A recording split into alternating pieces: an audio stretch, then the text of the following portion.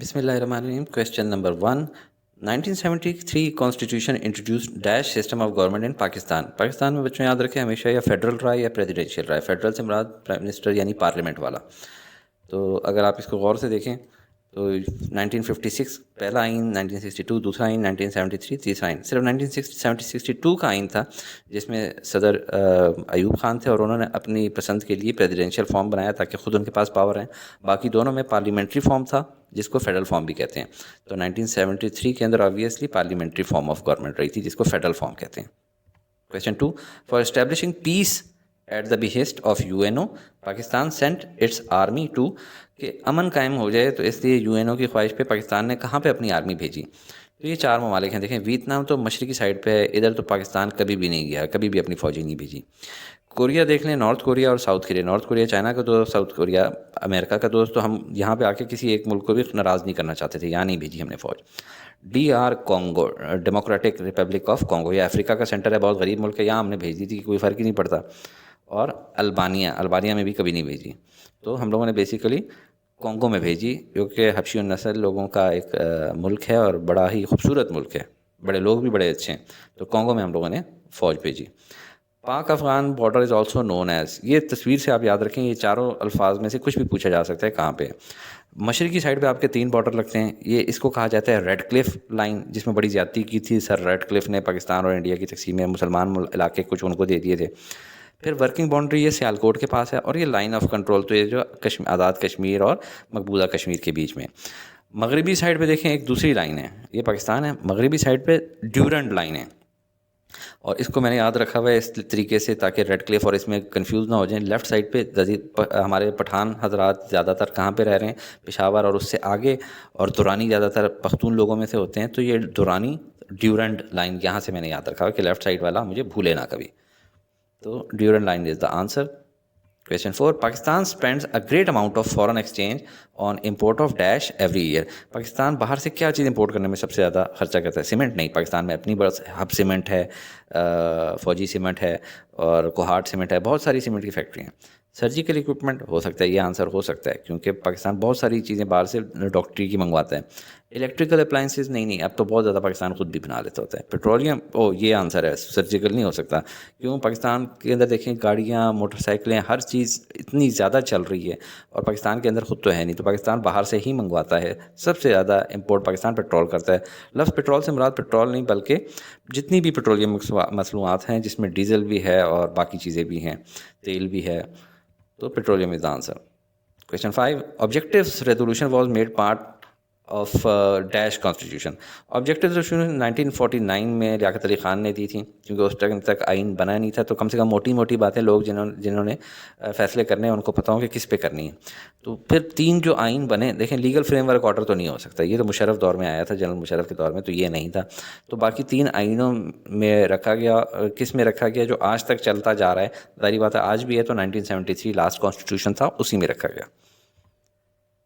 Question 6. The first dry port was built in Pakistan at. ویسے تو آپ نے سنا ہوگا سی پورٹ کراچی میں ہوتی ہے، تو پہلی آلریڈی کراچی میں سی پورٹ موجود تھی، تو وہاں ڈرائی پورٹ کی ضرورت نہیں تھی. تو کہاں پہ آئی ہوگی؟ آپ کو اس کو تصویر سے میں یاد کراتا ہوں، بہت ہی خوبصورت. یہ دیکھیں، سب سے پہلے آپ دیکھیں کہ مختلف شہر ہیں، لاہور، کراچی، کوئٹہ، پشاور، ملتان، اسلام آباد. سب سے پہلے لاہور میں آئی تھی ڈرائی پورٹ 1973 میں، یعنی پہلی جو ڈرائی پورٹ تھی کراچی میں نہیں بنائی گئی کیونکہ یہاں پہ تو آلریڈی پورٹ تھی، بہت دور بنائی گئی اور پنجاب کے صوبے میں. اگلی کدھر بنانی چاہیے اصولی طور پہ؟ کیونکہ کراچی میں ایک سی پورٹ ہے تو یہیں پہ بنائی گئی، اور صرف 1 سال کے وقفے سے 1974 میں. پھر کافی ملک کے پاس پیسوں کی کمی آ گئی تو اگلا 10 سال بعد لگا 1984 میں ڈرائی پورٹ، 1984 میں کوئٹہ میں. آپ دیکھیں یہ یوں کر کے گھومتے ہوئے جا رہے ہیں رائٹ سائڈ سے، اور ایک صوبے میں ایک بنائی جا رہے ہیں. اگلی کہاں بنی ہوگی؟ پشاور میں 1986 میں، 2 سال کے وقفے کے بعد. اس کے بعد انہوں نے اگلی پھر سیالکوٹ میں بنائی جو کہ پرائیویٹ لوگوں نے بنائی تھی. تو یہ بیسیکلی آپ اس طرح ڈائیگرام میں یہ سرکل سا ڈرا کر لیں، اس طرح آپ کو یاد رہے گا ساری زندگی بھر. اور اگر آپ نے ٹیبل کی شکل میں یاد کرنی ہے تو یہ بھی یاد کر لیں. اس میں ملتان پھر اس کے بعد آیا 1988 میں، جو 1986 میں پشاور میں سرکاری طور پہ بنی، سیالکوٹ میں پرائیویٹ. 1988 میں ملتان میں بنی سرکاری طور پہ، 1990 میں راولپنڈی میں، اور 94 میں فیصل آباد میں بھی انڈسٹریلسٹ لوگ ہیں، انہوں نے اپنے پیسے پہ بنا لی پرائیویٹ. تو لاہور میں سب سے پہلے بنی تھی. یہ سارے نوٹس آپ نے لکھے ہوں تو آپ کو پتہ لگ سکتا ہے کہ آپ نے ڈرائی پورٹس کہاں کہاں بنائی. آپ شارٹ نوٹ بھی لکھ سکتے ہیں. Question 7. In which script Sindhi language is written. بہت ہی آسان ہے, باقی تینوں دیکھیں, ہمیں تو نام ہی نہیں پتہ ان زبانوں کے. تو ہم اگر دیکھنے میں دیکھیں سندھی اسکرپٹ تو یہ ایسا ہے, فوری طور پہ ذہن میں آتا ہے اردو, لیکن اردو تو ہمارے پاس آپشن ہی موجود نہیں ہے. اور جن کسی نے سندھی زبان کو اور عربک زبان کو غور سے نظر ملا کے دیکھ لیں تو یہ عربک کے ہی الفابیٹس ہیں, تو عربک زبان ہے. Question 8. Which sector is important for economic and social development of Pakistan. کیا ٹرانسپورٹ بہتر کریں گے تو اکانومی بہتر ہو جائے گی؟ نہیں, ٹرانسپورٹ تو ایسے ہی ایک کام ہے, اس کا جز ہے. ڈیفینس تو پاکستان کا ویسے ہی ماشاءاللہ بہت مضبوط ہے, یہ تو آج کل دشمن ہمیں ان سے لڑانے کی کوشش کر رہا ہے. ایجوکیشن, تعلیم, ہاں تعلیم اگر بندہ ٹھیک کر لینا تو ہر چیز میں ترقی کر جاتا ہے. انوائرمنٹ, آلودگی سے بھی اتنا کوئی ہمیں مسئلہ نہیں ہے, تو بیسیکلی ایجوکیشن ہی ہے. ٹرانسپورٹ, ڈیفینس اور انوائرمنٹ کٹ ہو گیا, صرف ایجوکیشن رہ گیا. ایجوکیشن ہوگی تو انشاءاللہ بچہ جو ہے نا امیر بنے گا, پیسہ بھی کما لے گا اپنے لیے بھی اور ملک کے لیے بھی. Question 9. In Pakistan first census, مردم شماری, was conducted in year dash. یہ بھی یاد کر لیں, اگر شارٹ نوٹ آئے تو آپ کو میں پورا یاد کروا دیتا ہوں کہ پاکستان بنا تھا 1947 میں, 1949 میں قرارداد مقاصد ہوئی, تو 1951 میں پہلی دفعہ سینسز ہوا. تو آپ کا آنسر تو بیسیکلی یہ ہے. اس کے بعد دیکھیں کتنے سال کا فیصلہ کیا گیا, ہر 10 سال بعد کریں گے. تو 61 میں بھی ہو گیا, 71 میں ہونے والا تھا کہ جنگ شروع ہوگی, تو 1 سال کا فرق آ گیا سر. اگلا انہوں نے پھر اپنے ٹائم پہ کرایا 1981. تو پہلے 4 تو دیکھا جائے تو ٹائم پہ ہوئے, پھر 17 سال کا گیپ آ گیا 1998 میں ہوئی, اور پھر مزید 18 سال کا گیپ آ گیا, 19 سال کا گیپ آ گیا 2017 میں ہوئی. تو یہاں پہ نالائق لوگ آنا شروع ہو گئے تھے. اس ٹائم سے پہلے ملک اچھی ترقی کر رہا تھا. 1951 is the answer. Question 10. Primary objective of Pakistan foreign policy is to ensure. اس سے آپ کا شارٹ آنسر بھی تیار ہوتا ہے.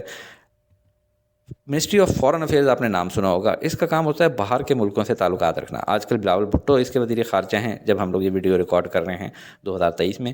اس سے پہلے شاہ محمود قریشی تھے. اور ان کے جو کام ہوتے ہیں, آبجیکٹیوز کیا ہیں؟ سب سے پہلا ٹیریٹوریل ساورینٹی ہو اور سیکیورٹی, کہ ہمارا ملک سیکیور رہے, باہر سے کوئی حملہ نہ کرے, ہماری ٹیریٹری ہم سے نہ چھن جائے. دوسرا آئیڈیالوجیکل, ہمارے نظریات, ہم نے کلمہ لا الہ الا اللہ پہ اس ملک کو حاصل کیے, 2 قومی نظریے پہ حاصل کیے, تو ہمارے نظریات کوئی نہ بدلے کہ بھئی یہ کوئی خدا نخواستہ سیکولر ملک تھا, ایسا نہیں ہے. Development in financial and economic terms, پیسہ بنانا ہے ملک نے, پیسہ ہوگا ملک کے پاس تو ترقی کرے گا.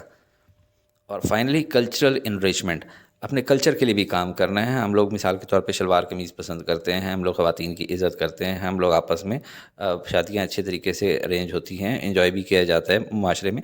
تو یہ ٹیریٹوریل سیورینٹی از دا آنسر. السلام علیکم اسٹوڈنٹس, اگر آپ چاہتے ہیں کہ آپ کے ٹیچر یہ ویڈیوز بنانا کنٹینیو رکھیں تو ضرور لائک, شیئر اور سبسکرائب کر کے حوصلہ افزائی کیا کریں.